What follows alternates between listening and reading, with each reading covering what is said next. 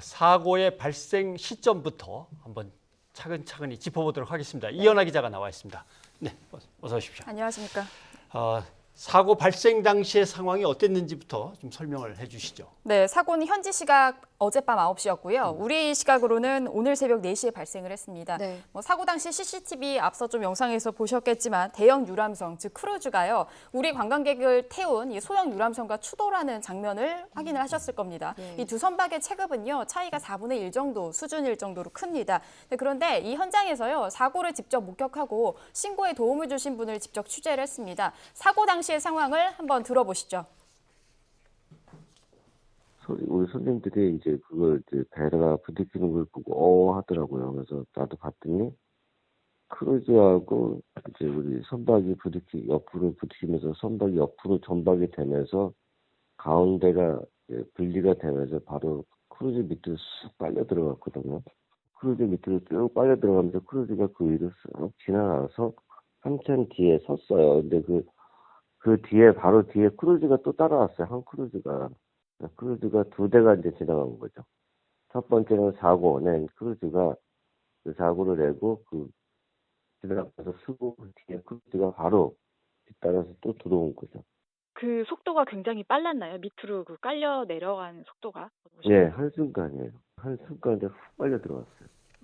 네, 지금 이 인터뷰 내용을 보시면요. 예. 새로운 사실을 좀 몇 가지 알 수 있습니다. 네. 우리 한국인들이 탔던 이 유람선이 가운데로 분리가 됐다. 그러니까 예. 두동강이 났다는 얘기가 있고요. 예. 이제 한 개의 그 크루즈가 문제가 됐었다면 바로 뒤따라오던 크루즈까지도 이 문제가 됐던 유람선 위로 지나갔다라는 예. 새로운 이야기를 이 목격자는 하셨습니다. 예. 그 사고 발생 지점을 보면은 부다페스트 국회의사당 인근으로 머르기트 다리 부근입니다. 그러니까 결국에는 추돌로 전복이 되고 급류에 휘말리는 듯해서 이 빠른 속도로 가라앉았다는 것인데 예. 이 당시 상황 현장은 아수라장이었다고 합니다. 이거 관련해서 또 신고에 도움을 주신 분 또 직접 이야기 한번 들어보도록 하겠습니다. 선착장에 오피스가 있어요. 배 해사들 오피스가. 그 오피스 안에 뛰어들어가서 우리 배 헝가리 직원한테 지금 여기 사고 났으니까 빨리 신고해달라고. 그 직원이 나와서 보고 상황을 설명하고 얘기하고 얼른 전화를 했죠. 경찰한테 전화하고.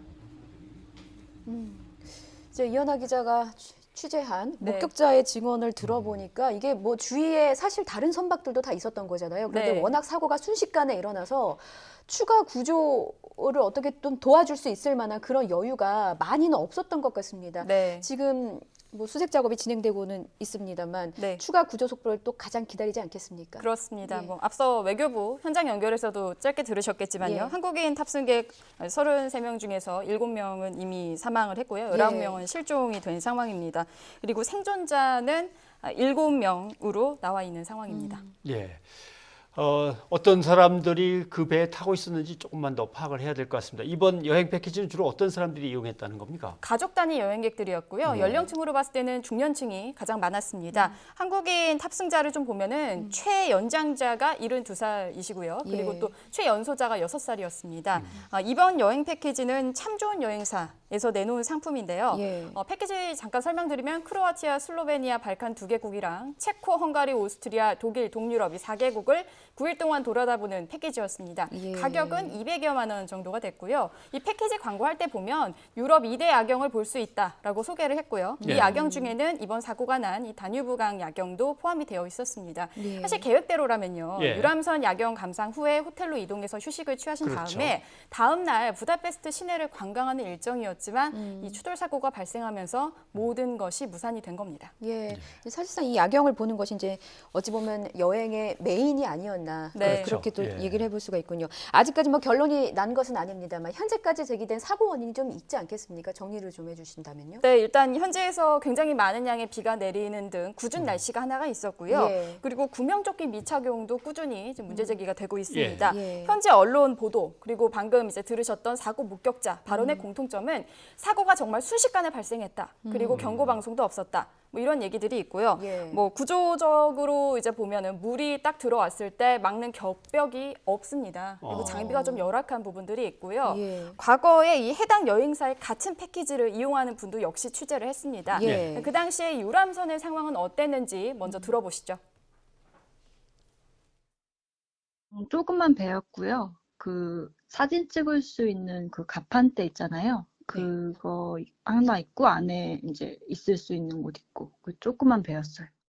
네, 일단 말씀하신 건 작은 사이즈의 배였다라는 예. 건데요. 이거와 추가적으로 나오는 이야기가 낡은 배였다라는 이야기도 있습니다. 예. 자, 이 낡은 유람선이라는 의미는요. 결국에는 외부 충격에 취약하다라고 그렇죠. 반대로 또 예. 해석을 할 수가 있습니다. 이 사고 유람선의 이름은 허블레아니, 그러니까 헝가리어인데 인어라는 뜻을 갖고 있습니다. 예. 길이는 27m의 소형 선박인데 최대 탑승 인원 60명입니다. 이 유람선 소유 회사는 파노라메덱이라는 곳인데요. 예. 원래 1949년 옛 소련에서 건조를 했고 80년 이제 헝가리제 새 엔진을 장착을 했는데 이 엔진의 사양은 150마력입니다. 그리고 예. 이중갑판도 갖고 있습니다. 그렇군요. 근데 이 사고 소식이 전해지면서 이제 꾸준히 의문이 나왔던 것 중에 하나가 기상 상황이 이렇게 안 좋다고 하는데 왜 여행 일정을 강행을 했는가? 이 부분에 대해서 좀 조심스러운 의견이 나오고 있는 것 같아요. 네, 취재를 해보니 전문가들은 이 여행 업계의 고질적인 관행이 문제다라고 얘기를 하고 있습니다. 예. 이 부다페스트 유람선 투어가요, 사실 헝가리 관광에서 정말 빼놓을 수가 없는 뭐 가장 핵심이다라고 예. 볼 수 있는 그 예. 코스 중 하나입니다. 근데 이제 기상 상황 등을 이유로 만약에 취소를 하게 되면 경제적 부담이 생긴다는 거죠. 그러니까 보통 이런 코스 일정을 취소하려면 관광객 전원이 동의를 하거나 예. 또 여행사가 일방적으로 취소를 하려면 이 여행사 비용 회수가 있는데 이 일부 금액 환불이 좀 부담스럽다라고 보고 있는 겁니다. 예. 네. 예. 뭐 그리고 이제 또 관련해서요, 이 똑같은 패키지 여행 상품을 이용해서 유람선을 탔던 분을 취재를 했는데 네. 그 당시에도요 기상 상황이 그다지 좋지 않았다고 합니다. 자, 그런데 이 유람선 운행을 강행했다고 하는데 그때는 또 어떤 상황이었는지 직접 들어보시죠. 그때 다 운행을 안 한다고 하고 저희만 운행을 했었거든요. 왜냐하면 예약을 먼저 미리 해놨기 때문에 취소할 수가 없다고 그래가지고. 그 얘기를 여행사 직원분이 하신 거예요? 네. 다 이제 좀 표정들은 이걸 타야 하나 말아야 하나 이런 표정이었는데 이제 패키지 특성상 다 같이 움직여야 되잖아요. 네. 그래서 이제 다들 말은 못 하시고 그냥 탔었어요. 저랑 저희 가족들도 그랬고요. 네, 유람선을 안 타겠다고 하더라도 네. 그분들을 위한 다른 프로그램이 준비되어 있는 것도 아니고 그렇죠. 그분들을 가이드할 사람이 또 있는 것도 아니고 하니까 네. 아마 함께 그냥 다 탑시다 이런 쪽으로 자꾸 가게 되는데 그러나 이렇게 기상 상황이 나쁘고 여건이 나쁘면 특히 안전 교육을 사전에 철저히 한다든가 뭔가 준비를 했어야 되는데 네. 그런 것들이 자꾸 지적이 되는 것 같습니다. 맞습니다. 그런 부분에 이제 대표적인 것이 바로 구명조끼 미착용 예. 부분인데요. 이것이 이제 필수냐 아니면 뭐 선택이냐 이런 부분을 떠나서 사실 유사시에 뭐 굉장히 위험한 상황에서는 구명조끼는 어떻게 보면 생명줄과 같은 역할을 하고 있습니다. 네. 근데 이 여행사의 프로그램 패키지를 이용했던 관광객들이 좀 비슷하게 얘기를 했던 것 중 하나가 뭐 구명조끼나 안전교육이 없었다라는 공통적인 좀 의견을 내고 있는데요. 예. 그러면 제가 이제 아까 전화 연결로 해서 말씀드린 이 분 같은 경우는 그 당시 이제 기상 상황이 여전히 안 좋았다고 합니다. 뭐 바로 앞에 있는 국회의사당도 보이지 않을 정도로 안개가 굉장히 심각했던 상황이었다고 하는데요. 그럼 또 구명조끼를 과거에도 착용을 했을까? 한번 좀 직접 들어보시죠. 필요하다는 생각은 하긴 했는데 왜냐하면 좀 안개가 너무 껴가지고 무서웠거든요, 사실. 근데 좀 이제 그런 분위기도 아니었고. 그러니까 이 말은 뭐냐면요. 뭐 굉장히 무서웠다. 안개가 껴서 뭐 배를 탔을 때 문제가 되지 않을까라는 생각이 들었지만 아무도 먼저 구명조끼를 뭐 착용하자는 제안도 하지 않았고 예. 이게 의무적도 아니기 때문에 무서웠지만 참고 탔다라는 얘기인데 이분이 탔던 건 2년 전입니다. 자, 그러니까 2년 전에도 구명조끼를 착용하지 않았던 사실이 좀 어떻게 보면은 이 안전 불감증이 이 당시 현장에서 좀 오래된 것이 아니냐라는 의혹이 제기될 수 있는 부분이기도 합니다.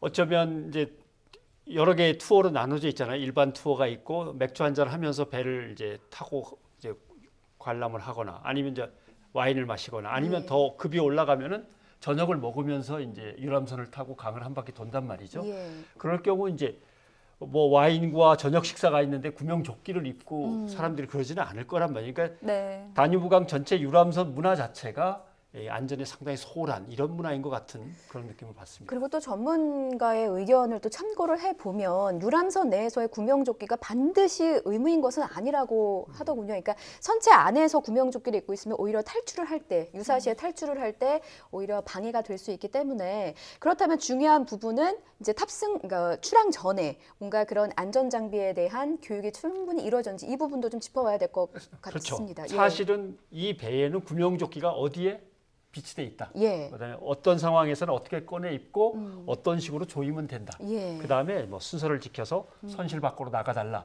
이런 것들을 분명하게 이제 고지를 해야 되는 거죠. 예, 근데 뭐 사고 영상도 저희가 뭐 보여드리고 있고 목격자분의 진술도 좀 전해드렸습니다만 사고가 워낙 순식간에 일어났기 때문에 어찌 보면 그 상황을 참사를 당한 분들의 경우에는 구명조끼를 착용할 만한 설사 있었다 하더라도 예. 착용할 만한 시간적인 여유가 과연 그랬을 얼마나 겁니다. 있었을까 그런 의문점이 좀 듭니다. 예. 차라리 통상의 예가 아니더라도 정말 예. 그냥 입고 있었으면 하는 생각이 들 정도네요. 기상 상황이 워낙 안 좋았으니까요. 네. 예. 자, 이현아 기자 수고하셨습니다. 감사합니다.